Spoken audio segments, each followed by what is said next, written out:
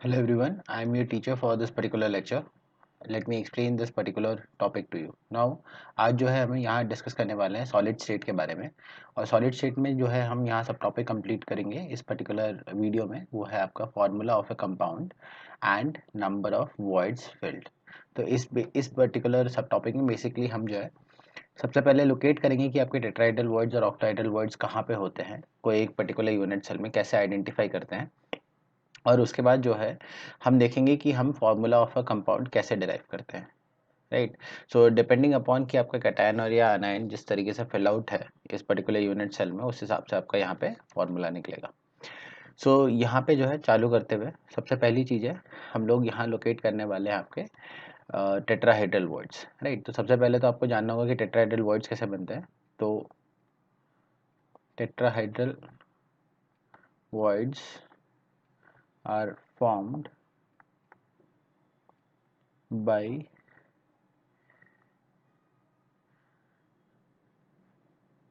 4 atoms, right. तो आपके surrounding में 4 एटम होंगे और उनके बीच में जो भी वॉइड फॉर्म हुआ होगा वो आपका टेट्राहेड्रल वॉइड होगा। तो यहाँ बेसिकली हम जो है कंसिडर करते हैं, consider a cube which is further divided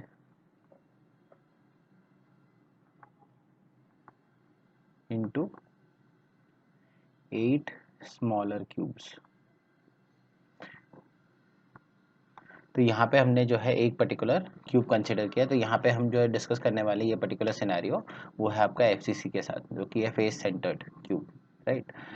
तो अब इस पर्टिकुलर फेस सेंटर्ड क्यूब में अगर आप ध्यान से देखोगे तो हमें ऐसे लोकेशन निकालने हैं जहाँ पे आपके 4 एटम होंगे आसपास में। तो यहाँ पे 4 एटम अगर आपको देख रहे हैं तो यहाँ पे हमने जो है एक फेस सेंटर लिया है, यहाँ ये वाला सामने वाले फेस का। दूसरा फेस सेंटर लिया है हमने दूसरे उसके एडजेसेंट 90 डिग्री पे जो एटम है उसका। राइट। एक लिया है हमने नीचे वाले इस पर्टिकुलर बेस में जो भी सेंटर एटम है। तो इन दोनों को कनेक्ट करते हुए एक जो है ट्रायंगल बनेगा और इन तीनों के ऊपर जो आपका ये कॉर्नर एटम है ये आपका फोर्थ एटम होगा। तो ये 4 चीज मिला के आपको जो है एक टेट्राहेड्रल वर्ड जनरेट करेगा। तो यहाँ पे जो है इसको अलग तरीके से दिखाया गया है कि आपका टेट्राहेड्रल वर्ड्स कैसा दिखेगा। तो यहाँ बेसिकली इस पर्टिकुलर होल क्यूब का ये जो छोटा वाला क्यूब है इसको अलग से करके दिखाया है। तो अगर हमने यहाँ पे 8 क्यूब में से अगर हमने देखे तो हर एक क्यूब में आपको ऐसा एक एक टेट्राहेड्रल वर्ड मिलेगा। राइट। तो ये आपके टोटली कितने टेट्राहेड्रल वर्ड्स हो जाएंगे आप देख सकते हो, 1 2 3 4 5। राइट। 4 नीचे और 4 ऊपर, टोटल हो जाएंगे 8। राइट। सो हम यहाँ पे कह सकते हैं कि ये इंपॉर्टेंट स्टेटमेंट है कि the number of tetrahedral words is double the number of effective atoms।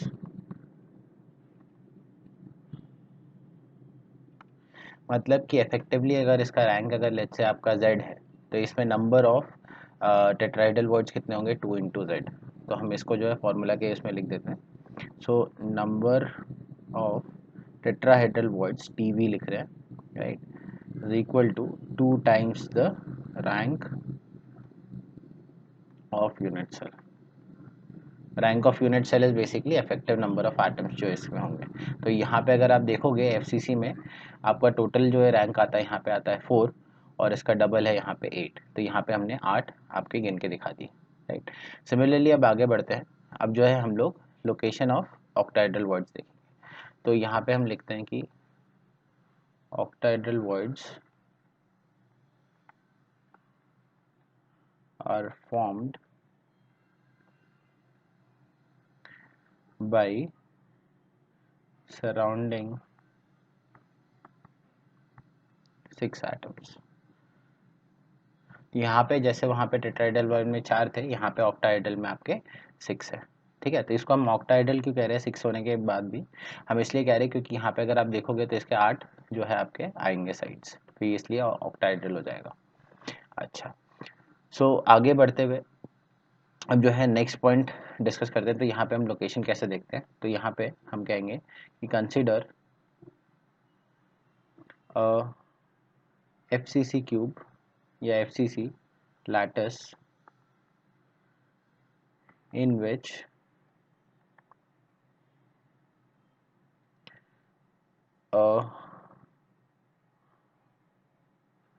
Actually एक नहीं है, दो scenario in which there are two scenarios to consider. तो यहाँ पे आपके पास दो सिनेरियो है जो कंसिडर करने हैं। तो क्या क्या है वो, तो यहाँ पे सबसे पहले तो आप अगर यहाँ पे बॉडी सेंटर देखोगे, राइट, तो ये बॉडी सेंटर जो है आपके इसके आसपास में 6 होंगे। तो सारे FCC मतलब जो भी आपके फेस सेंटर्ड वाले एटम्स है, उन सब के बीच में जो भी एक होगा, तो वहाँ पे आपको पता है कि 6 फेसेस है, और 6 फेसेस के बीच में जो भी एक पॉइंट होगा वो आपका कैसे जनरेट होगा, ऑक्टाहेड्रल वर्ड जनरेट होगा। सिमिलरली अगर आप कोई भी एज लेंथ कंसिडर करते हो, राइट, कोई भी एज है ना, तो ये पर्टिकुलर अगर एज लेंथ आपने कंसिडर किया, तो इस एज लेंथ में अगर आप देखोगे तो ये अगर सेंटर पॉइंट है, तो इसके हर तरफ इस पर्टिकुलर प्लेन में आपके 4 होंगे, और एक एटम ऊपर है और दूसरा नीचे है। तो यहाँ से भी आपका एक ऑक्टाहेड्रल वर्ड जनरेट हो रहा है। तो यहाँ पे अगर टोटल देखें तो यहाँ पे एक ही बेस है, राइट, और ये पर्टिकुलर जो है आपका पूरा का पूरा इस पर्टिकुलर ऑक्टाहेड्रल को जाता है।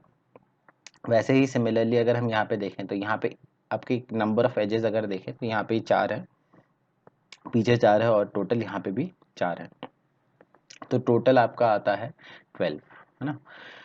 सो 12 एज सेंटर्स है, और अगर इसका हम पार्टिसिपेशन देखें तो यहाँ साइड में हम लिख लेते हैं। तो इसका कंट्रीब्यूशन जो आएगा, इसका कंट्रीब्यूशन कितना आएगा 1, है ना, और इसका कितना आएगा आपका, इसका आएगा आपके 12 एज सेंटर्स हैं, और एक पर्टिकुलर एज सेंटर कितने लैटिस में आपका शेयर हुआ है वो अगर हम देखें, तो एक तो ये पूरा पर्टिकुलर क्यूब है, दूसरा इसके आगे वाला है, इसके इधर वाला है।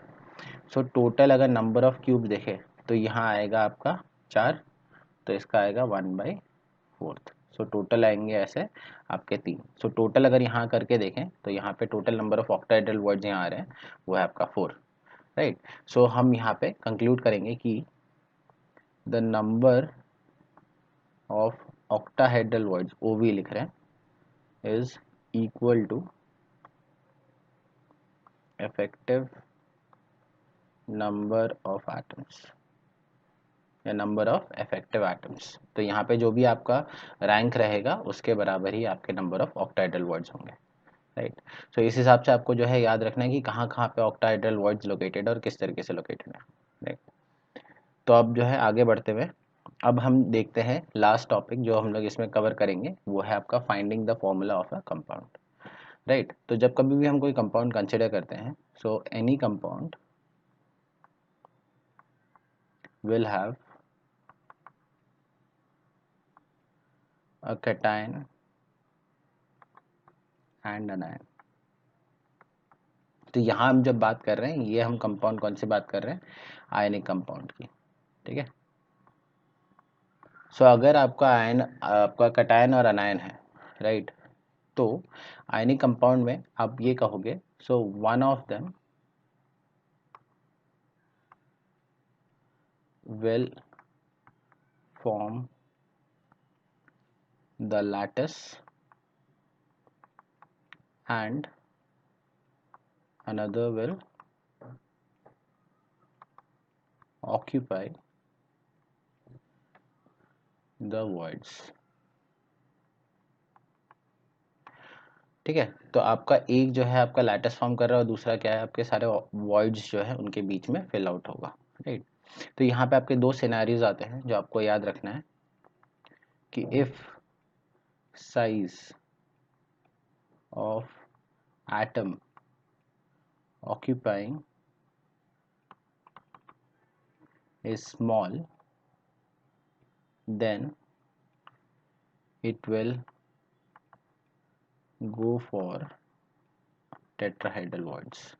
तो अगर आपका साइज जो है छोटा रहा तो वो जो है टेट्राहेड्रल वर्ड्स के लिए जाएगा, क्योंकि वहाँ पे स्पेस कम रहता है, राइट, और पैकिंग अच्छे से हो सकती है। और सेकंड सिनेरियो क्या है, if size of atom occupying is big।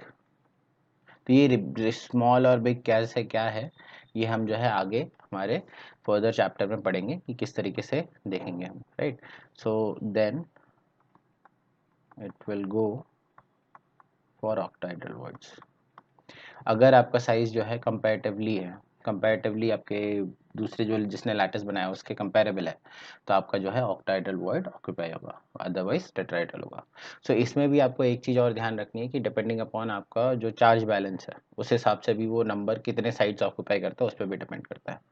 तो ये सारी चीज़ें कॉम्बिनेशन करके हम जो है आपका फॉर्मूला निकालते हैं इफेक्टिव नंबर ऑफ एटम से, कि इसके कितने इफेक्टिव एटम्स हुए और दूसरे कैटायन के कितने इफेक्टिव एटम्स हुए, दोनों को कंबाइन करके हमें फार्मूला निकलता है। और वो फार्मूला जो भी आप निकाल रहे हो उसमें आपको ये ध्यान रखना है कि आपका चार्ज जो भी है वो आपका बैलेंस आउट हो रहा है, तो उस हिसाब से ही आपका आएगा formula. So I hope you have understood this particular topic. Thank you.